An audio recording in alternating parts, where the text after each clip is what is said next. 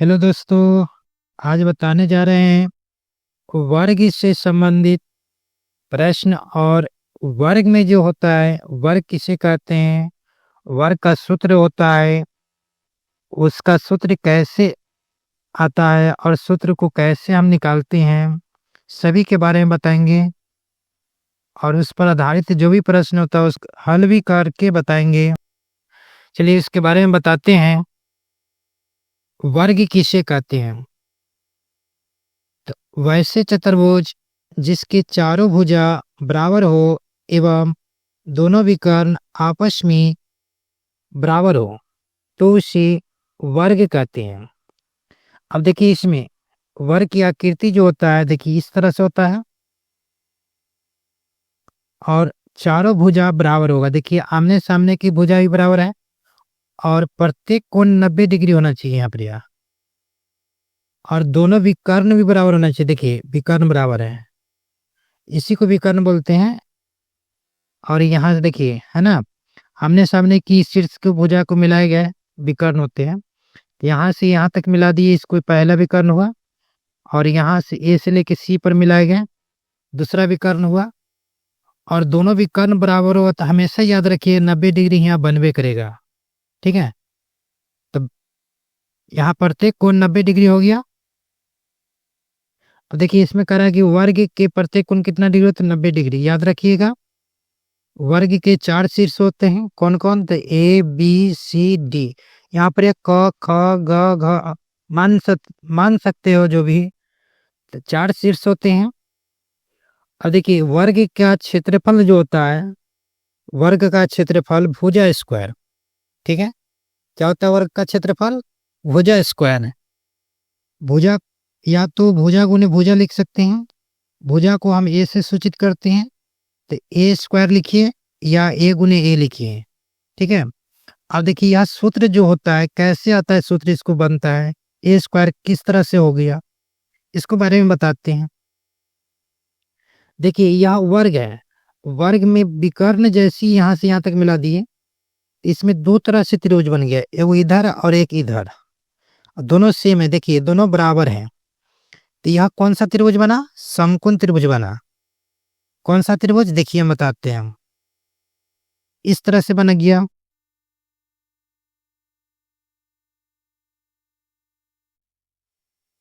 इस प्रकार से एक त्रिभुज बना। यहाँ पर 90 डिग्री बना। तो यह कौन सा त्रिभुज हो गया? समकोण त्रिभुज हो गया। तो समकोण त्रिभुज का क्षेत्रफल क्या होता है? तो 1/2 गुने आधार गुने ऊंचाई। आधार गुने ऊंचाई, तो आधार यह है, इसका मान कितना है? देखिए यहाँ पर कितना है? ए। तो यहाँ पर लिख दिए ए गुने ऊंचाई। देखिए यहाँ देखिए ऊंचाई कितना है, देखिए यहाँ से लेके यहाँ तक है। इसमें क्या है? ए, तो इसमें लिख दिए ए। समकोण त्रिभुज का क्षेत्रफल होता है 1/2 गुने आधार गुने ऊंचाई। तो अब इसको लिखने के बाद देखिए इसी तरह से दो त्रिभुज है, एक समकोण त्रिभुज इधर है, इसी प्रकार से इधर भी है। तो दोनों सेम है, तो इसलिए 2 से गुना कर दीजिए। तो 2 से गुना कर देते हैं, तो 2 से 2 कट गया, क्या बच गया? ए और ए में ए से गुना किए तो क्या आया? ए स्क्वायर। यह हो गया वर्ग का क्षेत्रफल। देखिए इस तरह से यहाँ पर यह है कि नहीं, देखिए वर्ग का क्षेत्रफल इस तरह से हो गया। अब चलते दूसरा प्रश्न में। अब इसमें कहा है कि वर्ग की विकर्ण बराबर क्या होता है? तो वर्ग के विकर्ण होता है √2 गुने भुजा, या तो √2 गुने ए भी बोल सकते हैं। ठीक है, √2 का हमेशा मान याद रखिए कितना होता है? 1.732। गलती बोल दिए, 1.414। √3 के मान होता है 1.732। √2 के मान होता है 1.414। अब इसको मान याद रखिएगा। चलिए अब इसका सूत्र जो होता है √2 गुने भुजा किस प्रकार से होता है, इसका भी बारे में बताते हैं, समझिए। यहाँ देखिए वर्ग है, वर्ग है इस तरह से, इसमें विकर्ण मिलाने के बाद इसमें समकोण बन गया इस तरह से। देखिए यहाँ बना दिए, या तो ऐसे बना लीजिए।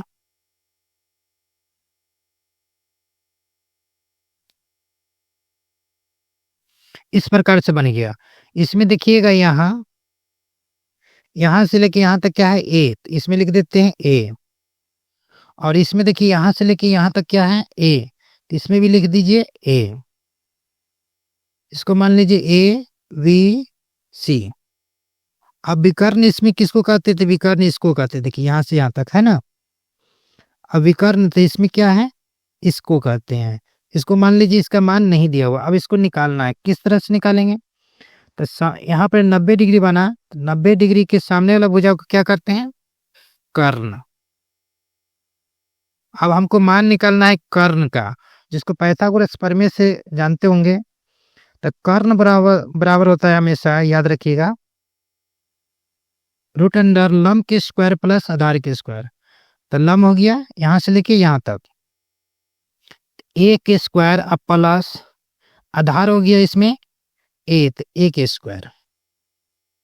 अब इसको दोनों को जोड़ते हैं ए और ए, तो कितना हो गया 2a स्क्वायर। रूट है तो रूट डाल दीजिए।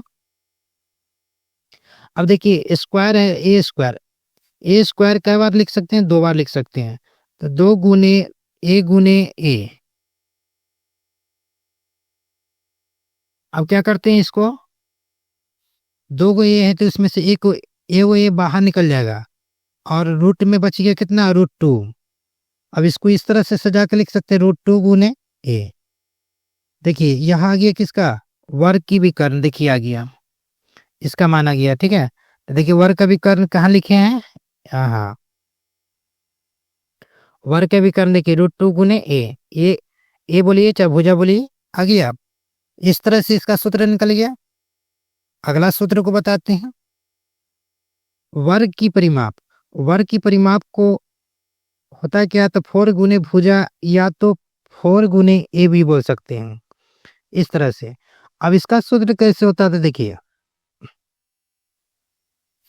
परिमाप कभी भी निकालना हो किसी भी आकृति को, तो अंतिम छोर से देखिए यहाँ ना पूरा पूरा नाचना, दूरी पूरा तय की जो दूरी तय होता है पूरा, उसी को परिमाप बोलते हैं। तब यहाँ से लेके यहाँ तक नाचे तो क्या आया, दूरी ए। फिर इसी तरह से यहाँ से लेके यहाँ तक नाचेंगे तो कितना हुआ, ए। फिर यहाँ से लेके यहाँ तक दूरी तय करेंगे तो क्या आएगा, ए। फिर यहाँ से लेके यहाँ तक दूरी तय करेंगे तो कितना हुआ, ए। अभी सभी के जोड़ दीजिए, एगो ए 2 3 4, 4a या 4a बोल सकते हैं। अब इस तरह से 4a परिमाप निकल गया। इस तरह से परिमाप का सूत्र ज्ञात कर दिए।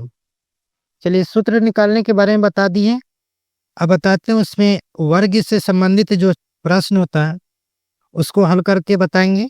सभी को समझिए, और अच्छा लगा हो तो चैनल को सब्सक्राइब कर लीजिए और शेयर कर दीजिए, और कैसा लगा ना लगा तो कमेंट में जरूर लिख दीजिएगा।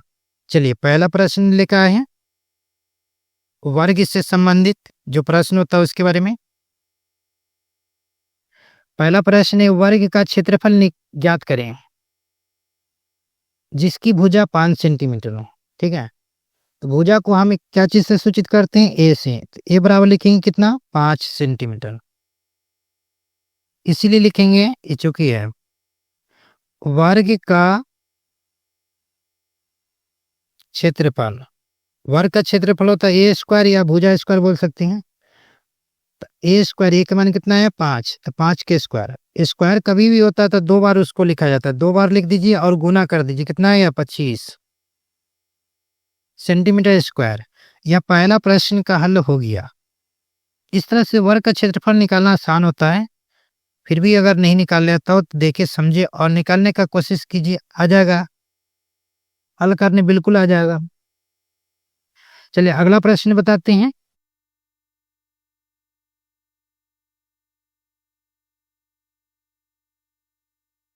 देखिए अगला प्रश्न है, यदि वर्ग की भुजा 25 सेंटीमीटर हो तो क्षेत्रफल क्या होगा। इसी प्रकार से इसको भी निकालेंगे। ए बराबर लिखेंगे 25 सेंटीमीटर, इसीलिए वर्ग का क्षेत्रफल ए स्क्वायर बराबर देंगे 25 का स्क्वायर, यानी 25 गुने 25, 2 बार गुना करेंगे इसको तो कितना आ गया 625 सेंटीमीटर स्क्वायर। इस प्रश्न का उत्तर हो गया। चलिए इस प्रश्न का हल भी हो गया। चलिए अगला प्रश्न देखते हैं। अगला प्रश्न है, यदि वर्ग की भुजा 10 सेंटीमीटर हो तो क्षेत्रफल एवं परिमाप ज्ञात करिए। चलिए भुजा को क्या चीज से सूचित करते हैं, ए से। ए बराबर लिख देते हैं 10 सेंटीमीटर। क्षेत्रफल मांग रहा है तो इसीलिए लिखेंगे वर्ग का क्षेत्रफल बराबर ए स्क्वायर बराबर 10 गुने 10, यानी कितना हो गया 100 सेंटीमीटर स्क्वायर। क्षेत्रफल निकल गया। अब निकालना है क्या, परिमाप। तो फिर लिखेंगे क्या, परिमाप। परिमाप इसका सूत्र होता है 4 गुने ए, यानी 4 गुने भुजा। 4 गुने कितना 10, 10 चौका कितना हो गया 40 सेंटीमीटर। चलिए इस प्रश्न का उत्तर हो गया। चलते अगला प्रश्न फिर चौथा प्रश्न में।